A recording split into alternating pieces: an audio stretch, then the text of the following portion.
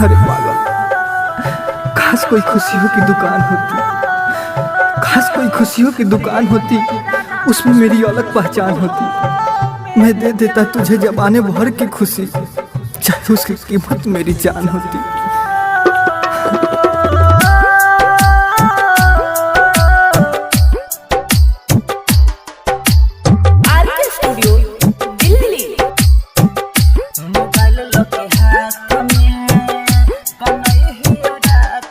है कि तू चल जबही ससुरा गे, तू चल जबही ससुरा अपना पियावा के साथ में है।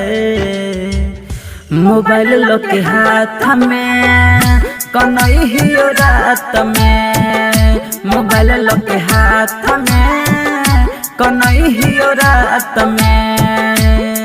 है गे तू चल गलही ससुरा हो, तू चल गलही ससुरा अपना पियावा के साथ में हो। मोबाइल लो के हाथ में कन्हैया रात में, मोबाइल लो के हाथ में कन्हैया रात में। अरे पागल, तुझे क्या मालूम है, तेरी याद में दुनिया को भुलाए बैठे हैं, दिल का चिराग भी बुझाए बैठे हैं।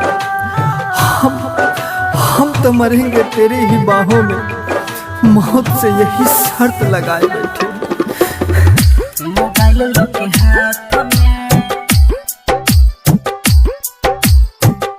मोबाइल लो के हाथ में कन्हैया रात में। फोटो तोहर देखियो पिछला याद आबई हो, रहिया चल तमे गई रनिया असगर निक ने लागई हो। देखो, हम जानत कि तोहार गलती नहीं खे, एक झलक तो दिखा। फोटो तोहर देखियो पिछला याद आबई हो, रहिया चल तमे गई रनिया असगर निक ने लागई हो। आबई छौरो जो हिचकी हो, आबई छौरो जो हिचकी की कहियो खात में हो। मोबाइल लो के हाथ में कन्हैया रात में, मोबाइल लो के हाथ में कन्हैया रात में। अरे तुझे क्या मालूम है, कभी जज्बात तो कभी यादों को दफन किया करते हैं, कभी जज्बात तो कभी यादों को दफन किया करते हैं। क्या तकदीर दिया है खुदा ने, हर रोज मर मर के जिया करते हैं।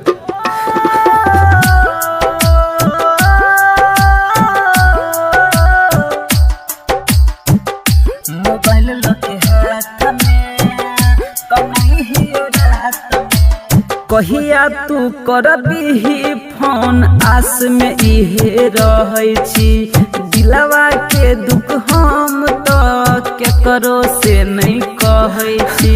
फोटो लेके रोला से तोहरा याद नहीं खेलुआवत, एक दिन मर जाम तो पता चली। कहिया तू करबी फोन इहे आस में रहै छी, दिलवा के दुख हम तो केकरो से नहीं कहै छी। राइटर सोमन दिनेश हो,